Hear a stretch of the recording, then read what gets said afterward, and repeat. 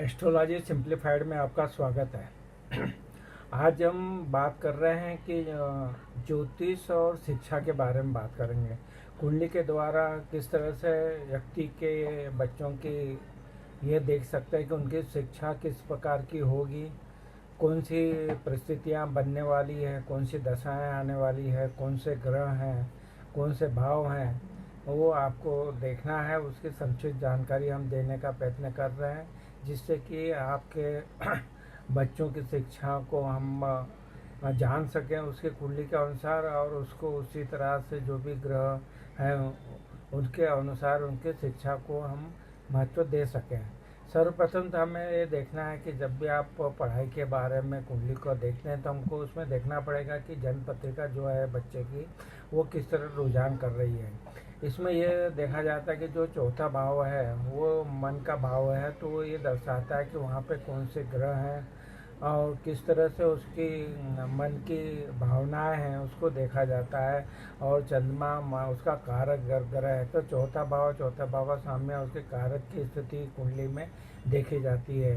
तो जितनी अच्छी होगी उसका मन उस तरह से उसमें लगा रहेगा। इसके बाद में हम देखेंगे फिफ्थ हाउस। फिफ्थ हाउस जो होता है वो आपके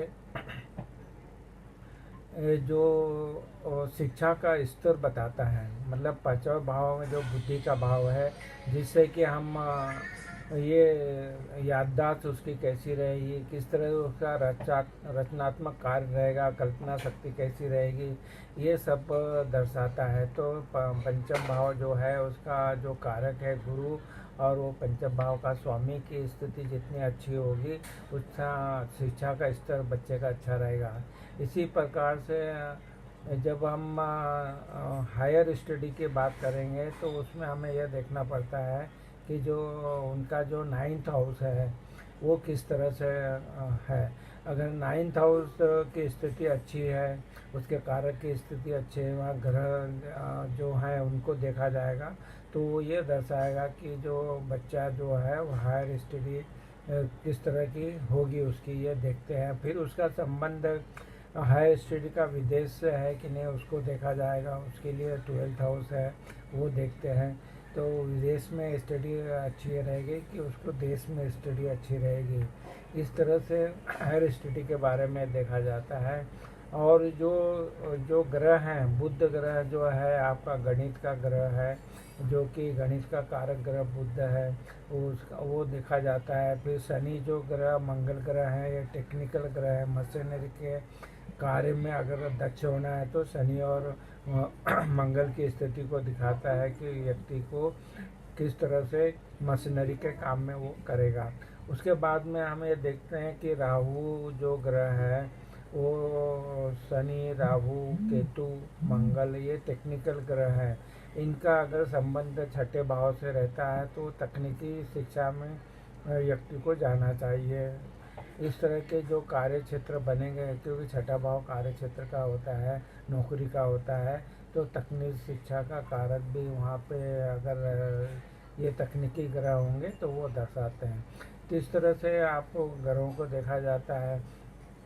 फिर जो ग्रह होते हैं जैसे कि आपका बुध और गुरु हैं, ये जो जातक की कुंडली में अगर अच्छे हैं तो जो आपका सीए है, वाणिज्य का है, मैनेजमेंट है, उस कार्य के लिए और बहुत अच्छे कार्य करते हैं। तो उनका अगर संबंध आपका पंचम भाव नवम भाव से बनता है तो मैनेजमेंट और सीए आदि के कार्य में जा सकता है।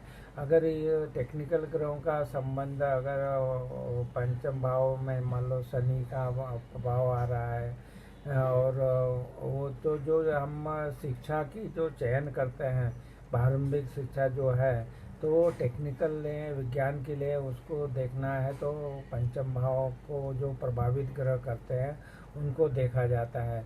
इसी तरह से जो ग्रह होंगे, वो सूर्य ग्रह है, वो चिकित्सा के लिए बहुत काम करता है। और जो आज जब आप चिकित्सा विज्ञान की बात करेंगे तो हमें सूर्य ग्रह को देखना पड़ता है। ये राजनीति का भी ग्रह है, प्रशासन का ग्रह है।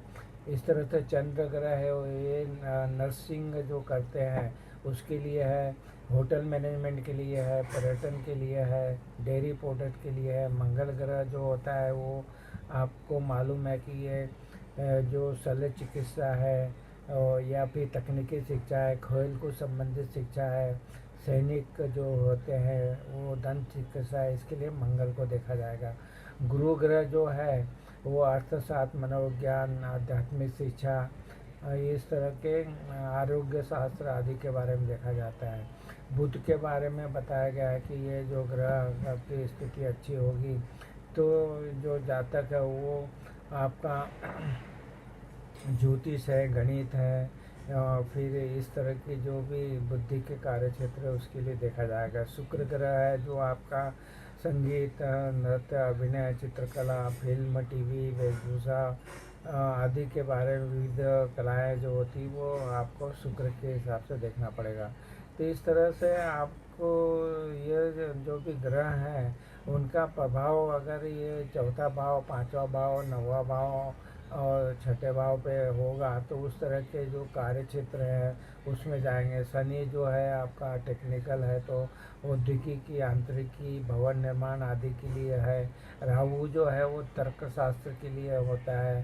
तो जो आज कलयुग का राजा कहा जाता है, तो जो भी अभी हम देख रहे हैं, यूट्यूब है, डिस्टेंस लर्निंग है, इसके लिए राहु का देखा जाता है, राहु का प्रभाव देखा जाता है।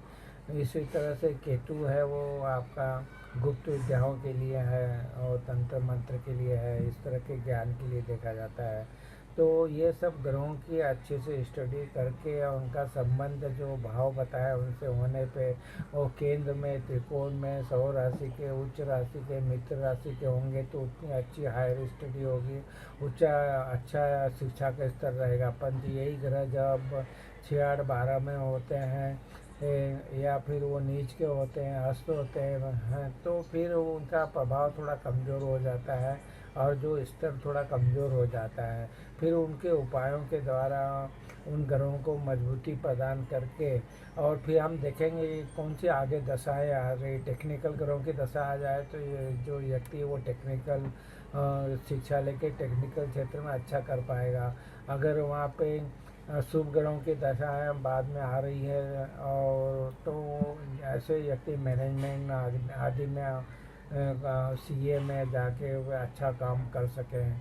तो आपको ये सब चीज़ों का बच्चों की कुंडली में देख के आप उनके प्रभावों को देख के उनका आकलन करके उनको बता सकते हैं कि किस तरह से आप अपने बच्चे का एजुकेशन प्लान करें जिससे कि वो आपका जो कार्य क्षेत्र, व्यवसाय में जो प्रभाव आएगा तो नौकरी, व्यवसाय के लिए किस तरह से वो सूट करेगा उसको देखना ज़रूरी हो जाता है। तो आप ज़रूर अपने बच्चों की कुंडलियों को विश्लेषण अच्छे ज्योतिषी से करवा के उसको बच्चे को गाइड करवा के आप उसको पढ़ाई के लिए भी आप जिस तरह के उस बच्चों को आपको भावना प्रदान होती है तो उनको भावनात्मक रूप से उनको ज्ञान देना चाहिए। उनको उस तरह से जोर ज़बरदस्ती नहीं करना चाहिए। कुछ बच्चों को खेल कूद के साथ में पढ़ाई का शौक़ रहता है तो अगर वो 5th हाउस पे मंगल की राशियाँ होगी तो बच्चों को खेल कूद का आनंद दिलवाते हुए उनको उसमें पढ़ाई में ले जाना चाहिए। इस तरह जो भी ग्रहों का प्रभाव आरंभिक समय में दशाएं आ रही है तो गोचर भी देखना चाहिए। उस तरह से बच्चे को पढ़ाई में लगाना चाहिए। अगर आजकल जो राहु का प्रभाव आ रहा है तो बच्चे को जो है जो स्टडी ऑनलाइन कराना चाहिए या कोचिंग का जो कराना है तो उनको भी देखा जा सकता है। तो इस तरह आप अपने बच्चे की कुंडलियों का विश्लेषण ज़रूर कराइए और जो भी ग्रह प्रभावित हो रहे हैं, दशाएं प्रभावित हो रही, गोचर प्रभावित रहते हैं, उसके अनुसार उनको गाइड करके उनके और भी जो शिक्षा का स्तर है उसको बढ़ाया जा सकता है। तो ये एक सरल सी जानकारी हमने देने का प्रयत्न किया है। आपको अगर हमारे वीडियो पसंद आ रहे हैं तो हमारे जो चैनल एस्ट्रोलॉजी सिंप्लीफाइड पर उपलब्ध वीडियोज़ हैं उनका भी आप लाभ उठाइए और उसके अनुसार अपने बच्चों का जो पढ़ाई और करियर को आगे बढ़ाइए। तो ये आपको सरल सी जानकारी देने का प्रयत्न किया। आपको हमारे वीडियो पसंद आ रहे तो हमारे चैनल एस्ट्रोलॉजी सिंप्लीफाइड को ज़रूर सब्सक्राइब कीजिए। वीडियो को अच्छा लगे तो ज़रूर इसको आप अपने परिचित में इसको ज़रूर शेयर कीजिए, व्हाट्सएप पे शेयर कीजिए। और हमारे गाइडेंस चाहिए तो आप गाइडेंस भी ले सकते हैं। आपको ये वीडियो पसंद आया, चैनल सब्सक्राइब किए, वीडियो को लाइक किया, शेयर किया, इसके लिए आपका बहुत बहुत धन्यवाद।